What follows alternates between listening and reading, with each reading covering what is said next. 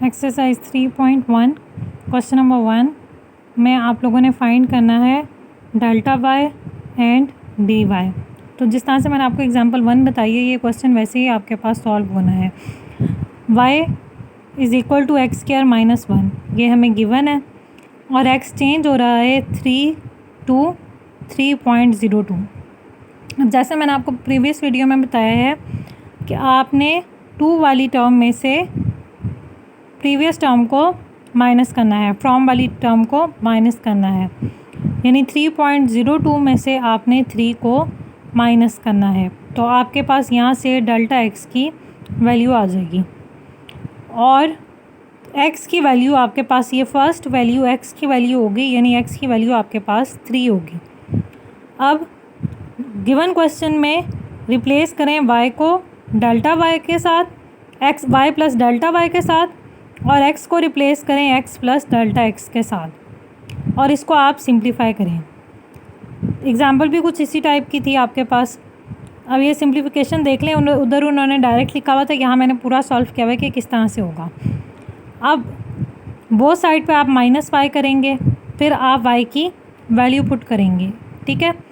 यहाँ आपने a plus b whole square का फार्मूला ओपन किया है, a square plus b square plus 2ab square का फार्मूला आपने ओपन किया।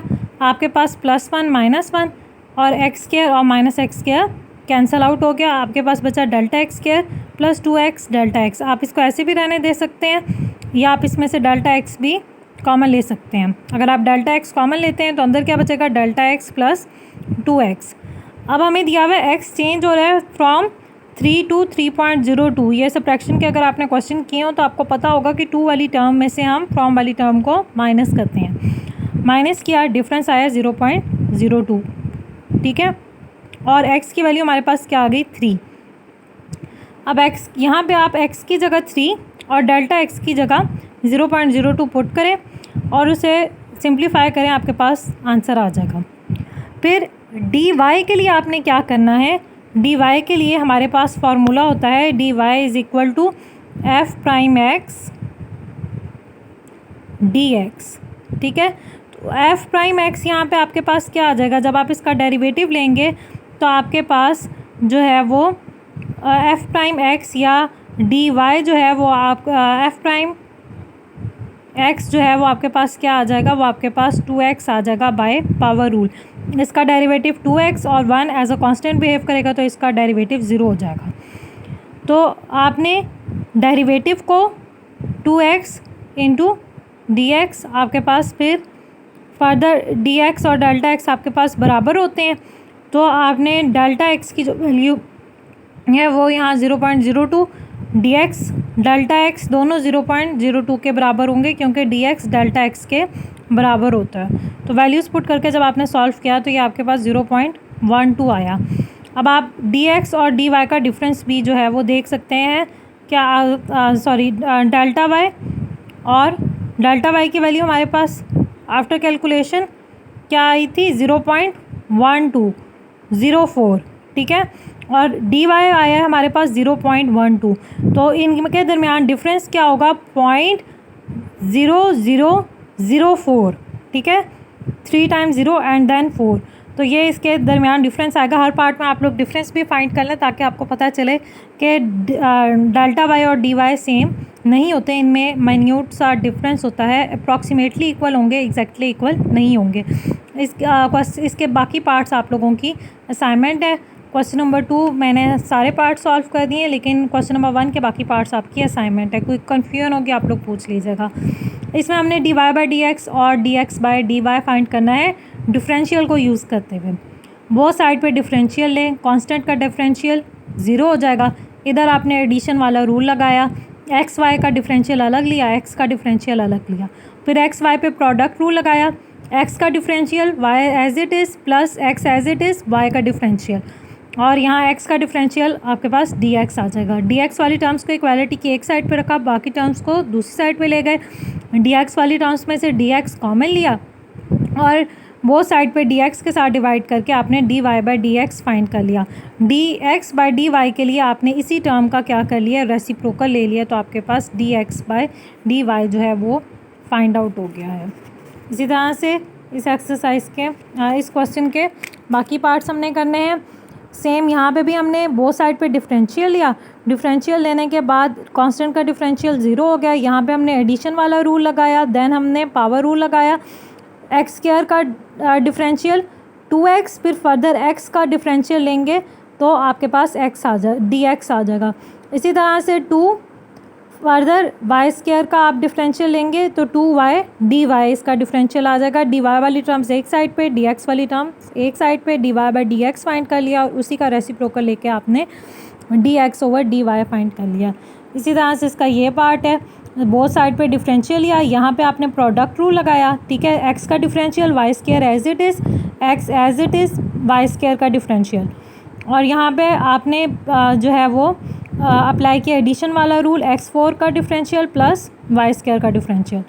अब x4 बाय पावर रूल क्या आ जाएगा 4x क्यूब, फर्दर आप x का डिफरेंशियल लेंगे, y स्क्वायर का 2y बाय पावर रूल और फर्दर आप y का डिफरेंशियल लेंगे। इसी तरह से इसका आपने इस साइड पर डिफरेंशियल लिया, फिर dx वाली टर्म्स इक्वालिटी की एक साइड पे कर लिए, dy वाली टर्म इक्वालिटी की दूसरी साइड पे ले गए, dx वाली टर्म में से dx कॉमन ले लिया, इनमें से आपने dy कॉमन ले लिया, बोथ साइड पे क्रॉस मल्टीप्लिकेशन करके आपने जो है वो dy बाई dx की वैल्यू फाइंड कर लिया और उसका रेसिप्रोकल लेके dx बाई dy की वैल्यू कर लिया, ठीक है।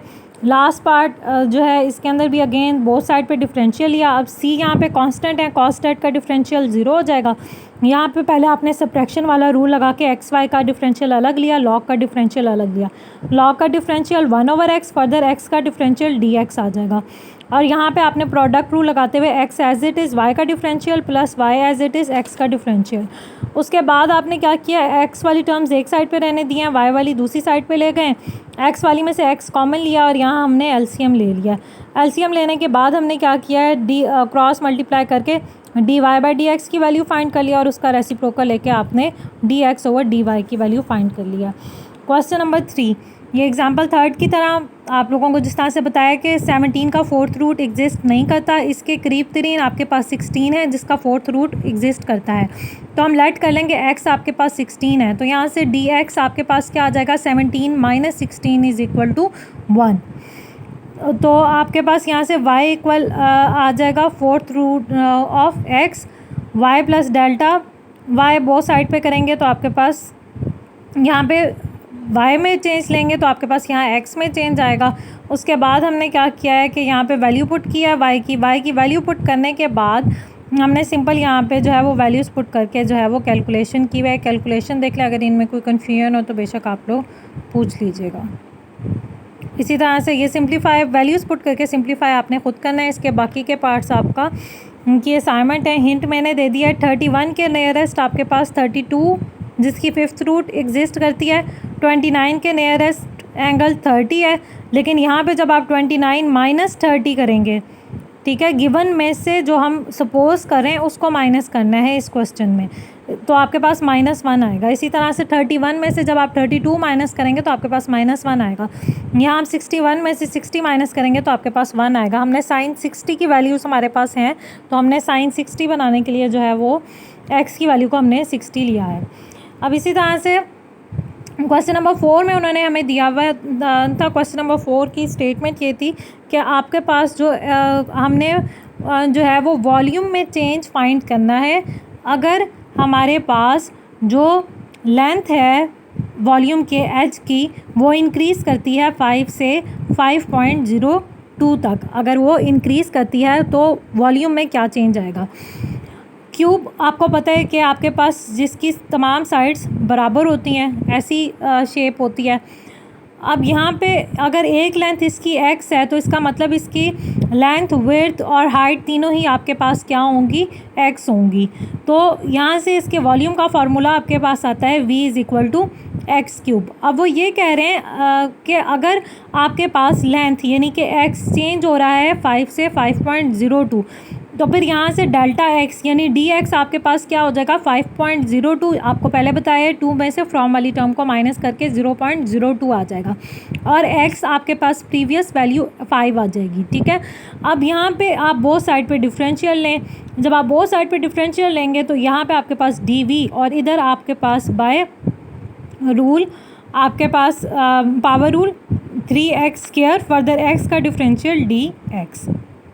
इसमें वैल्यूज़ पुट करनी है आपने, x की जगह 5, dx की जगह 0.02 और उसको सिंप्लीफाई करना है, वो आपने खुद करना है। इसी तरह से नेक्स्ट में हमें जो है वो दिया हुआ है एरिया, ठीक है, एरिया ऑफ अ सर्कल और जो हमने चेंज फाइंड करना है, ठीक है। सर्कुलर डिस्क है, उसके एरिया में हमने चेंज फाइंड करना है अगर उसका डायामीटर। अब इसमें जस्ट थोड़ी सी टेक्निकल बात ये है जिसकी वजह से ये क्वेश्चन आपके पास इंपॉर्टेंट है कि उन्होंने हमें डायामीटर दिया हुआ है, रेडियस नहीं दिया हुआ, ठीक है। डायामीटर चेंज हो रहा है 44 से 44.4 तक। अब हमारे पास एरिया का formula, area of circular disc का फार्मूला आपके पास क्या होता है, A = πx², वेयर x आपके पास क्या होता है, रेडियस ऑफ सर्कल, ठीक है। x आपके पास क्या है, रेडियस ऑफ सर्कल, और रेडियस ऑफ सर्कल आपके पास डायमीटर के क्या होता है, 2 टाइम्स होता है, ठीक है। यानी रेडियस जो होता है वो आपके पास इक्वल होता है 2 टाइम्स डायमीटर।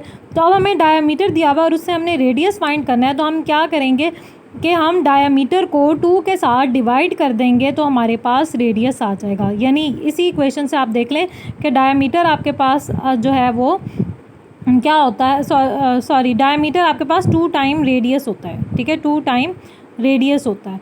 तो आपने जो है वो डायमीटर अगर आपको गिवन होगा और आपने रेडियस फाइंड करना होगा तो आप क्या करेंगे, वो साइड पे डिवाइड बाय 2 करेंगे तो आपके पास रेडियस की वैल्यू आ जाएगी, ठीक है। तो अब 44 का हाफ आपके पास क्या हो जाएगा, 22, और 44.4 का हाफ क्या हो जाएगा, 22.2। बस इसमें ये टेक्निकल बात है कि आप चेंज आ रहे हैं रेडियस में, तो आपने डायमीटर को पहले कन्वर्ट करना है रेडियस में इस फार्मूला से, और उसके बाद फिर आपने इसको जो है वो सिंप्लीफाई वैसे ही करना है जैसे ये अबव क्वेश्चन किया है। अभी वो साइड पे डिफरेंशियल लें, x पाई आपके पास एज अ कोफिशिएंट बिहेव करेगा, आप x² का डिफरेंशियल लेंगे जो कि 2x dx आएगा।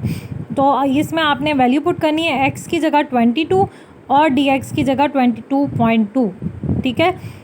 रेडियस की वैल्यूज़ पुट करनी है क्योंकि x यहाँ पे रेडियस है और 2x आपके पास डायमीटर है, गिवन आपको 2x है और आपने x की वैल्यूज़ को यहाँ पे सब्सटीट्यूट करना है। तो ये कंप्लीट एक्सरसाइज आप लोगों की असाइनमेंट है, इसमें जो चीज़ नहीं समझ में आएगा